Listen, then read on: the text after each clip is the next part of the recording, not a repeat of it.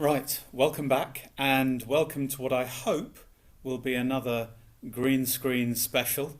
Went down pretty well last time, so fingers crossed. So we're going to pick up the action in Harry Potter and the Chamber of Secrets just after the writing on the wall incident. You will remember that there was some mystifying and evil graffiti on the wall that said, "The Chamber of Secrets has been opened. Enemies of the air, beware." And as well as that, Mrs. Norris, that is Filch's cat, was left hanging, petrified, which certainly upset Argus Filch. And there was quite a bit of investigation, Snape getting involved. So let's pick up the action halfway through the chapter. For a few days, the school could talk of little but the attack on Mrs. Norris. Filch kept it fresh in everyone's minds by pacing the spot where she had been attacked, as though he thought the attacker might come back. Harry had seen him scrubbing the message on the wall with "Mrs. Scour's all-purpose magical mess remover," but to no effect. The words still gleamed as brightly as ever on the stone. When Filch wasn't guarding the scene of the crime, he was skulking, red-eyed, through the corridors, lunging out at unsuspecting students and trying to put them in detention for things like breathing loudly and looking happy. Ginny Weasley seemed very disturbed by Mrs. Norris's fate. According to Ron, she was a great cat lover. "But you haven't really got to know Mrs. Norris," Ron told her bracingly. "Honestly, we're much better off without her." Ginny's lip trembled. "Stuff like this doesn't happen often at Hogwarts," Ron assured her. "They'll catch the nutter who did it and have him out here in no time. I just hope he's got time to petrify Filch before he's expelled." "I'm only joking," Ron added hastily as Ginny blanched. The attack had also had an effect on Hermione. It was quite usual for Hermione to spend a lot of time reading, but she was now doing almost nothing else, nor could Harry and Ron get much response from her when they asked what she was up to, and not until the following Wednesday did they find out. Harry had been held back in potions where Snape had made him stay behind to scrape tube worms off the desk. After a hurried lunch, he went upstairs to meet Ron in the library and saw Justin Finch-Fletchley, the Hufflepuff boy from Herbology, it's quite a mouthful, coming towards him. Harry had just opened his mouth to say hello when Justin caught sight of him, turned abruptly and sped off in the opposite direction. Harry found Ron at the back of the library, measuring his history of magic homework. Professor Binns had asked for a 3-foot-long composition on the medieval assembly of European wizards. "Oh, I don't believe it. I'm still 8 inches short," said Ron furiously, letting go his parchment, which sprang back into a roll. "And Hermione's done 4 feet 7 inches, and her writing's tiny." "Where is she?" asked Harry, grabbing the tape measure and unrolling his own homework.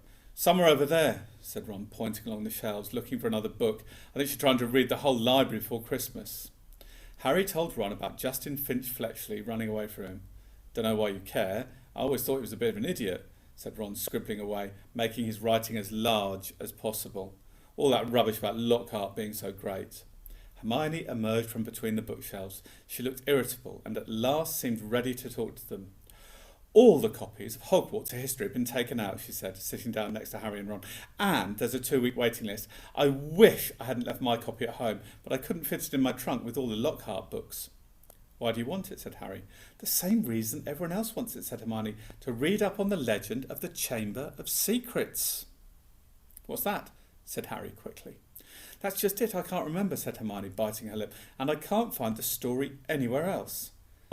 "Hermione, let me read your composition," said Ron desperately, checking his watch. "No, I won't," said Hermione, suddenly severe. "You've had 10 days to finish it." "I only need another 2 inches. Go on." The bell rang. Ron and Hermione led the way to History of Magic, bickering. History of Magic was the dullest subject on their timetable. Professor Binns, who taught it, was their only ghost teacher, and the most exciting thing that ever happened in his classes was his entering the room through the blackboard. Ancient and shriveled, many people said he hadn't noticed he was dead.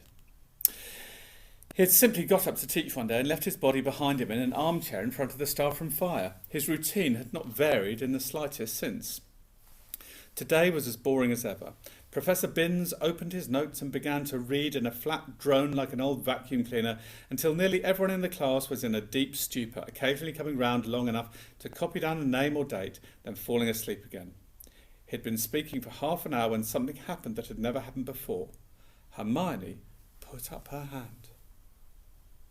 Professor Binns, glancing up in the middle of a deadly dull lecture on the International Warlock Convention of 1289, looked amazed. Miss Granger, Professor, I was wondering if you could tell us anything about the Chamber of Secrets, said Hermione in a clear voice.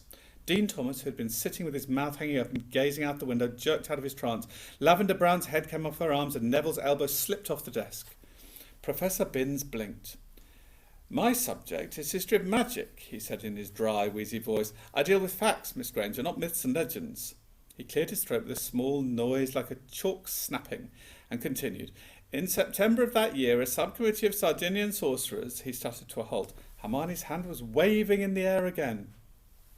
Miss Grant, please, sir, don't legends always have a basis in fact?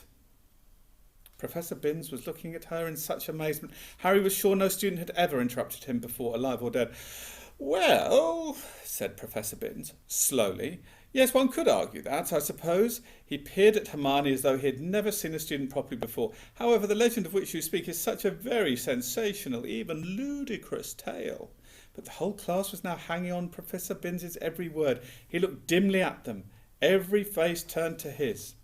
Harry could tell he was completely thrown by such an unusual show of interest. Oh, very well, he said slowly. Let me see. The Chamber of Secrets. You all know, of course, that Hogwarts was founded over 1,000 years ago, the precise date is uncertain, by the four greatest witches and wizards of the age.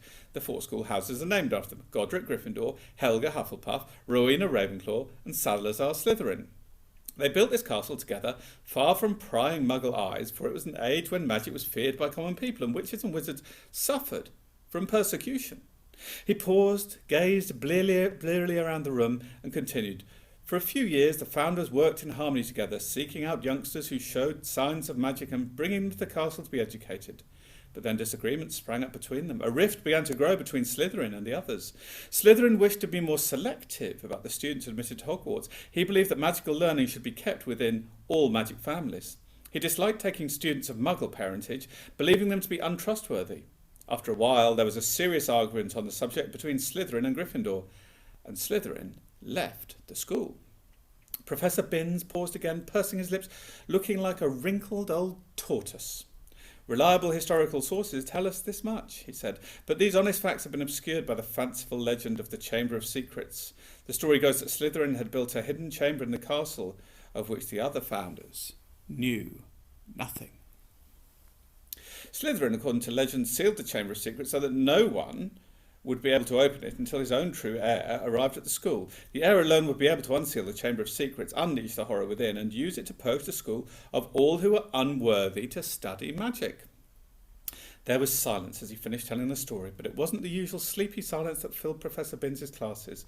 There was unease in the air as everyone continued to watch him, hoping for more. Professor Binns looked faintly annoyed. The whole thing is arrant nonsense, of course, he said. Naturally, the school has been searched for evidence of such a chamber many times by the most learned witches and wizards. It does not exist. A tale told to frighten the gullible. Hermione's hand was back in the air. So what exactly do you mean by the horror within the chamber? That is believed to be some sort of monster which the heir of Slytherin alone can control, said Professor Binns in his dry, reedy voice. The class exchanged nervous looks.